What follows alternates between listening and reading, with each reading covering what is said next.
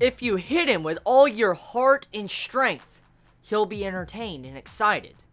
And that will make it to where Pear is wetter and richer than before.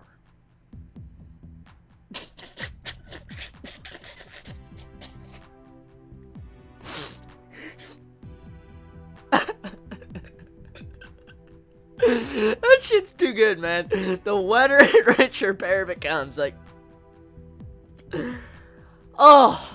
I bet the translators have so much fun with translating these chapters. I bet they're laughing their ass off when the translators translate these chapters of Toriko, because the dialogue in this chapter is fucking priceless. Like, Toriko went for the low blow. He tried to grab that nutsack, and he was trying to, yank it off. I mean, Toriko, have you ever been told when you're wrestling in a ring, you don't go for the blow below the waist? You don't try to grab the fucking groin, grab the balls, pretty much. But Toriko decided to do that, and he paid the price. Or they're all gonna pay the price. You don't go for the low blow, or you'll awaken the real, true final form. I want to say something real quick. I don't know if I'm the only one that thought this, but the Monkey King looks like Pedobear. I'm not fucking joking. Like, I straight up saw Pedobear when I saw the Monkey King unleash his true form. You know what? I'll probably have the thumbnail of this video with Pedobear and the Monkey King, and you'll get to see the comparison for yourself. But Pedobear and freaking the Monkey King's form, they look so similar. No joke. There is no denying it. Like, the facial structure is the same. Like, oh my god, the mangaka. Did you realize you drew this Monkey King that looks like Pedobear? I'm like, what the fuck? And I want to say something real quick, okay? Usually, the characters or the enemies that do not look frightening or threatening at all, like, for instance, the Monkey King, like, with this new form, he looks like a joke. I want to be honest. With this new form, I was laughing my ass off because he looks like Pedobear. But usually, characters that don't look threatening or don't look really that strong are the characters you should really worry about. For instance, Frieza. You remember Frieza in Dragon Ball Z? If you remember Frieza when his different forms, that's pretty much how this felt. Like, this made me feel like this isn't even my final form. That's exactly what that felt like when I saw this Pedobear type monkey. But this chapter, okay? The main thing here with this chapter is Toriko, Zebra, and Coco and Sunny, they fucked up. They straight up fucked up. Like, the like clothing or the skin tissue or whatever the Monkey King was using, the Bambina was using, it was restricting his power, or his full power wouldn't come out. And in the act of Toriko deciding to grab the Monkey King's junk and rip off his balls almost, it caused it to where the Monkey King went and transformed into his real power. And so, they are kind of screwed, because the power of the Monkey King, from what we have seen already, thus far, from this arc, from the Monkey King, throwing mountains, jumping into the air casually, soft jumping, and all these other incredible feats, like ripping Toriko's arm off pretty much, just going extremely fast. So fucking fast, in 0.1 seconds. It's an amazing feat. But then we find out in this chapter that he wasn't even at maximum full power. He was restricting himself, and we don't even get to find out how much power was restricted. Like, there was no estimate that was restricted. Like, we didn't find out. Like, all we can know is that his power could have been like 99% restricted. Imagine that. What if he was only using like 1% of his power? No. What if he was only using 50% of his power, or even 25%? That blows my mind away, because if his strength is that insane when he was restricting his power, imagine how insane he's going to be. He could probably fucking rip up an entire mountain, not just mountaintops, but an entire mountain and sling it all the way across the world, probably 2 to 3 times. Oh god, because we don't know how much strength he was actually restricting with this, like, armored clothing he had on. And that is the scary thing about this chapter. Really, really, really, really, really, really scary. And this chapter is hype as fuck. It really is. But there's more things going on here with this chapter.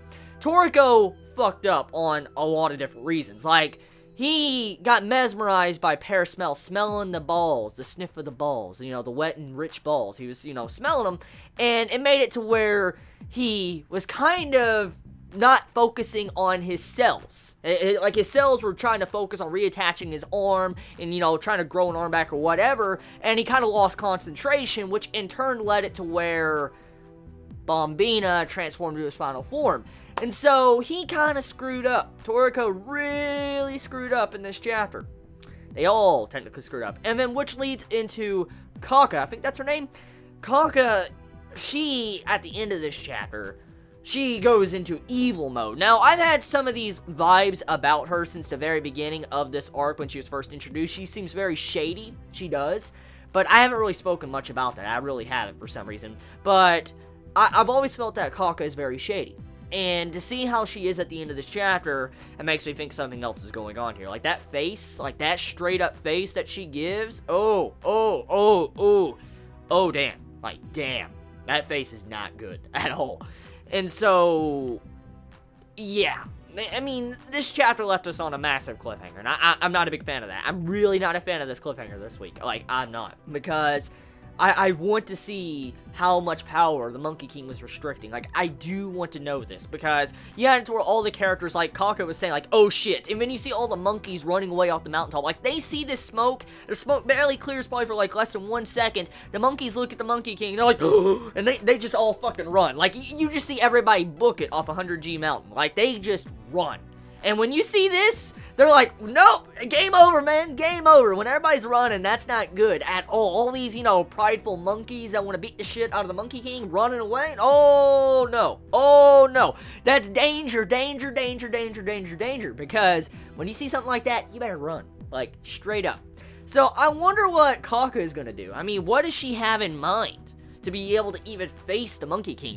And I mean, also, we have to put this in perspective. I mean, Coco put poison inside the Monkey King's mouth. You saw the poison fumes coming out of his mouth, which shows you that he's slightly immune to poison. So, did the poison affect him? Did it not affect him? We have no idea, because it just, at the end, he just seems like, he's just sitting there, he's like, eh. Like, that's how he acts. So I'm like, so yeah, this chapter of Toriko. Wow. Like, you know, one thing I want to say real quick before I end this review, I really, really do respect this series for a lot of different reasons, but for one, that's very simple and probably not a lot really appreciate it, but which I really do appreciate and I take into account for, is the narrations. I really, really love the narrations of Toriko. Like, it's straight up, I've said it before, it reminds me of Hunter x Hunter. I love narrations in Toriko. I really do. I love it when series do narrations for explaining powers or info dumps and stuff like that. I love that so much more than the character blurting out their abilities all the time to other people. And I love how Toriko, the mangaka of this series, decides to go in depth with some of these things. Like Inbu, for instance, with the attack force. Like, oh, the attack force. Like, we find out, it looks like it's the Monkey King that can do it. It might be the Monkey King because the shape of that monkey that was demonstrated in, like, the Inbu of dialogue narration, it looked like the Monkey King shattering the continent with his Inbu. And if that really was the Monkey King shattering the entire continent, you're fucked! You're fucked! Like, that's all I'm gonna say. If someone could shatter or crack a continent, you just fucking run, man. No, just game over. It's just game over. End of series. You're done. You're done. It's over. It's over. I'm straightened up. It's over. If that really was the Monkey King in that little narration flashback with, you know, the monkey shattering the continent, Toriko, I'm sorry. You're dead. You're fucking dead. I mean, of course, let's be real here. They're not probably gonna die because, you know, this is a shonen and, you know, they're the main characters, so they most likely won't die, but still, you're not gonna win. You know, there's no way. So, that's it. I'm done with this review of Toriko. It was a really, really hyped chapter of Toriko. Cannot wait for next week. I'm so glad I caught up with this series because, man, this is definitely one of my favorite shonen I read weekly. It really is, because I just appreciate the depth of some of these chapters, like the inner dialogue and the narration, stuff like that. It really makes me appreciate this series, and it should deserve a lot more popularity and hype, and it's sad that Toriko really doesn't, but that's for another day. In a future video I might discuss that. You all have a wonderful day or not wherever you live. Please be safe. Chibi out.